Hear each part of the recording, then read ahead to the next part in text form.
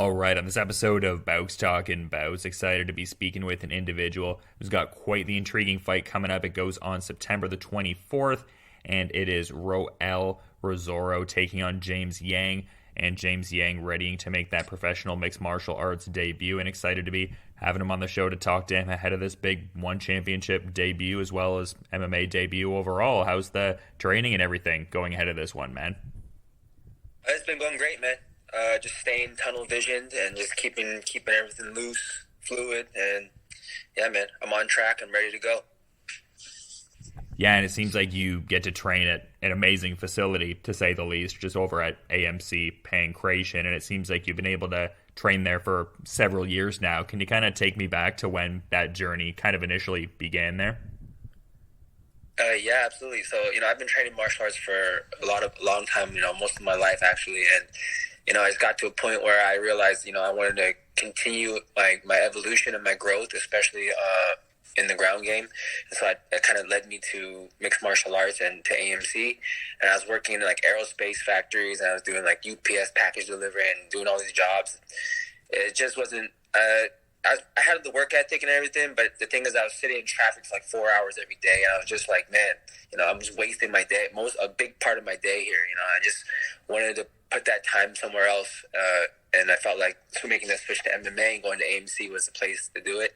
And I just followed my dream and see if things would pan out, and now we're here, so things have been going good. That's awesome to hear, man. You talk about martial arts kind of being the dream, though. When did that, seed initially get planted? What was the first thing that, I guess, sparked the intrigue in martial arts overall?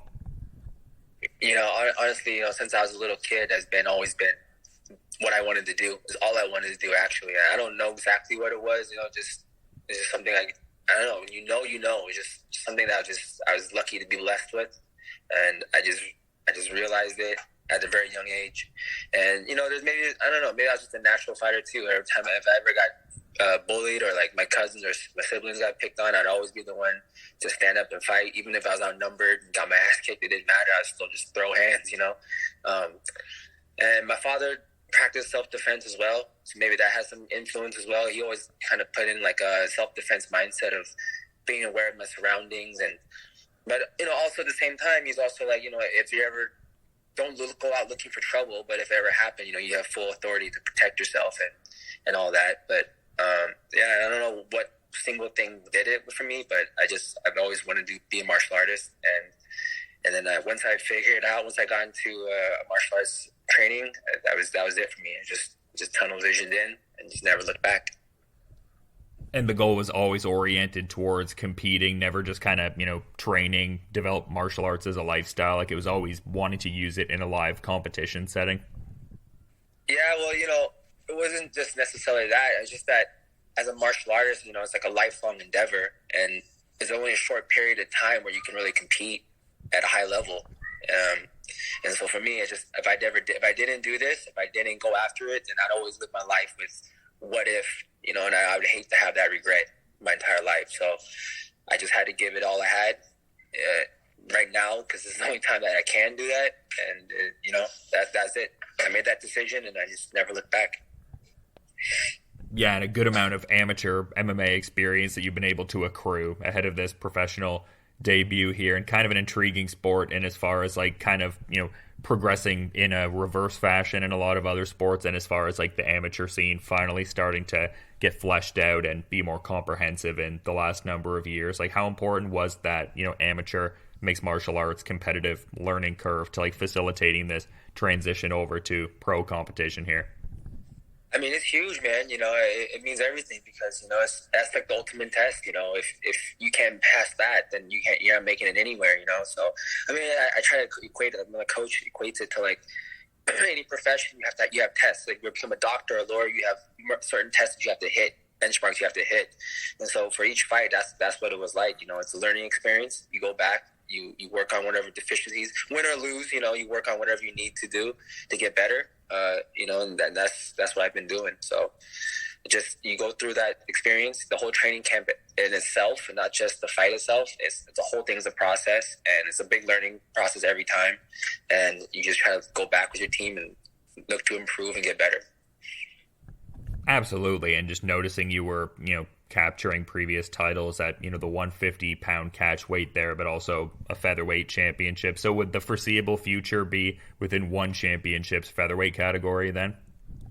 Yeah, absolutely. That is the goal right now. That's where I'll be fighting in, and it's kind of nice. I don't have to cut down to 45 anymore. I mean, 55 is more close to my walking weight, obviously. So I much prefer the way one championship does the weight cuts. You're fully hydrated, and you're not sucking out all this fluid out of yourself and depleting your body of synovial fluid, which is very difficult to replenish. Even if you IV drip for 24 hours prior to a fight, it's just not enough time to recover those fluids that are in your protecting your brain, your spine, your joints, and then guys get cracked when they're depleted with that, and that could be really everlasting, So I really appreciate the way they do it and how they handle the weight. I think more promotions should adopt that eventually down the line. Yeah, absolutely. And you referenced your coach a bit ago, and I'm kind of wondering, like, is Matt Hume still, helming a lot of that stuff? Is someone else kind of coaching you there? Like, who's kind of helming that area for you?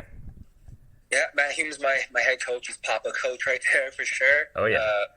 Then, of course, DJ's my big brother. And there's many other teammates and coaches at AMC Kickboxing Pankration that you maybe not be locally or internationally recognized as far as like as coaching or fame or whatever, but the level is there for sure, and the knowledge is there because they've been doing it for a very extensive, long periods of their life. So, I have a solid team around me, people I trust dearly, and we're all working together to get better day in, day out, and that's what it's about.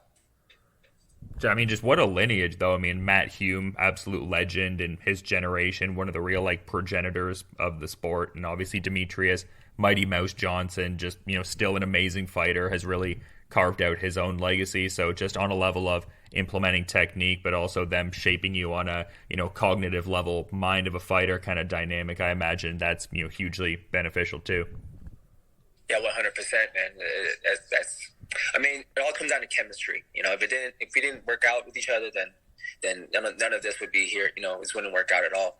And it's like, if you day in, day out, if you see someone day in, day out, month after month, year after year, it's like you're gonna either like them, you're gonna either love them, or you're gonna hate them. And that's the reality of it. And it just works out that we have a really good, strong chemistry, and we all have the same kind of mindset, same drive, hard work, and yeah, we're just very fortunate. I'm just very fortunate to have them in my corner. Yeah, absolutely. And just what a big spot you have here. I mean, kicking off the lead card of One Revolution, like when did the dialogue kind of get going towards that? Because this is a pretty big card here, multiple championship fights at the top and everything like that. Like, how excited are you to kick everything off there? Yeah, when the card was announced, I was very excited for it and everything. But as the fight approaches and gets closer, I always just seem to get more cool, calm, and collected. I don't try to get too involved in all the emotion, because if you get excited, it just means another word for fear or for anxiety or whatever that is. It's just energy, But for some reason, I've always been like, as it gets closer to the actual fight date, everything just kind of zens out, and just kind of go with the flow. Is that something you've noticed? It's amazing, though. I gotta say, the card is amazing, and as a fan, I can't wait to see those other fights, because 3 title fights, and every fight on that card has potential to be fight of the night kind of thing, So definitely an amazing card that one put together. Oh yeah, spot on, man. I was just gonna ask if that level of composure has kind of always been there for you throughout all of the different competitive endeavors, or if that's something that you've been able to hone more so in some of the recent competitions. Like, has that always been a part of your game, just like the composure and the fluidity to be able to get out there, and the comfortability closer to the fight?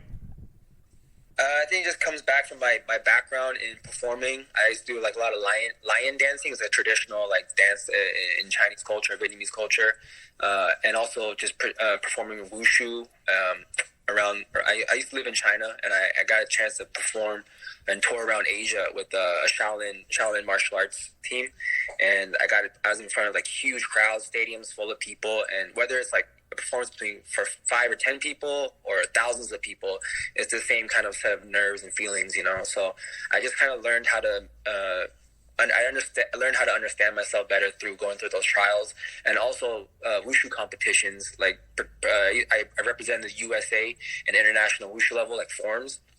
And I've had like experiences where I psych myself out so much, like I put so much pressure on myself. And that's the thing with pressure; it's all in your own head, you know.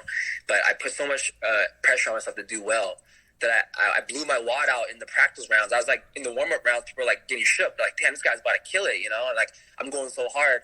And then when I actually go to the actual competition part, my adrenaline dumps, and I just go flat, you know.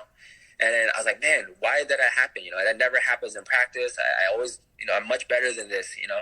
And I just realized the difference was, you know, how I was acting behind stage was also all tense and holding my breath. And when I'm practicing, I'm having fun. I'm just joking around, having a good time. I'm focused, but I'm having fun doing it, you know. And once I figured that switch, you know, that's really what really helped me propel me forward, because, you know, in the back of the room, you could be tight and tense and all nervous and whatever, or you can just breathe and be calm and be smooth, and then that's going to turn out, the results will turn out much better. So definitely something I developed over the years as a martial artist. Yeah, great to hear there's that linear kind of progression there, man. But just in terms of your opponent, Roel Rosauro here, noticing that they've got 8 overall MMA bouts. They got that first victory under the one championship banner last time out in the circle. Are you an individual that's like doing a fair bit of tape study on your opponents, or are you more so just kind of focusing on your own efforts so you can as fluidly express yourself when you get out there to compete? Yeah, a bit of both. You know, at first, you know, at the beginning of the camp, you got watch a little bit of video just to see, you know, just tendencies and what they can do. But I don't dwell on it too much, because if you look at if you watch video too much, and you think, okay, this guy does this and does that. I mean, for all I know, he could be training that whole time to work on something else, you know, or clean up those deficiencies, right? And then you get to the fight, and he's totally different, or does something totally different, and it throws you off, right? Puts your mind in the loop.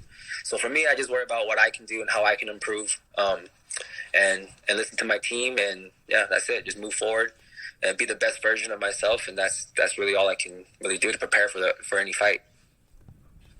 Yeah, no doubt. You talk about just having fun in the training room, like a purposeful sense of fun, getting in the work. But in terms of the, you know, fun underpinnings, like how important is music to that? Like, are you someone that's grabbing the aux cord and getting certain like genres and artists going, or is it kind of inconsequential, more so whoever kind of grabs the aux, puts on whatever, you're fine with it kind of deal?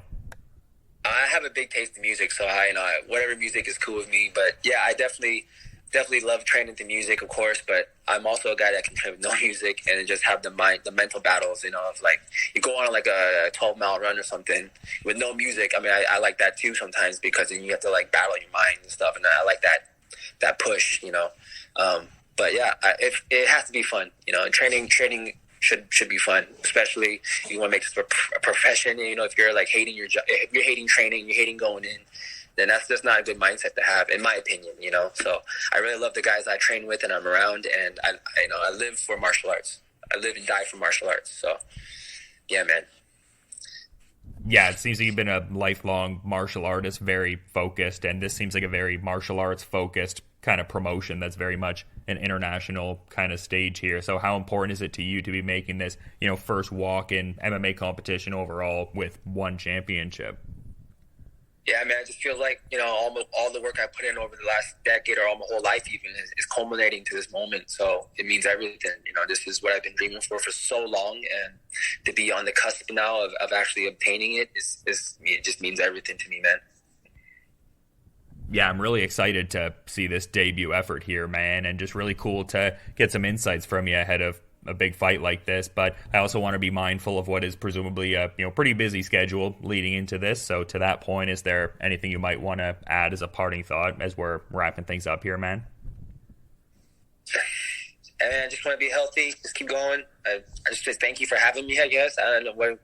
Yeah, I mean, I'm just doing my thing, and I'm excited. If people can be inspired by this, then that's great. But yeah, just tune in. September 24th is gonna be an excellent night of fights. I'm gonna try to start off with a big bang, start off the show with some excitement, and I hope Roel brings it as well. And yeah, I'm just excited to get out. I'm ready to get out there and do my thing. So that's it. Kicking off the lead card of One Revolution, looking like a great fight there for sure. And just, yeah, again, to reiterate, great getting some insights from you, man. And just, yeah, best of luck with the remainder of the preparations, and have a good rest of your night, too. Thank you so much, man. I appreciate you talking to me, and I look forward to talking to you again in the future.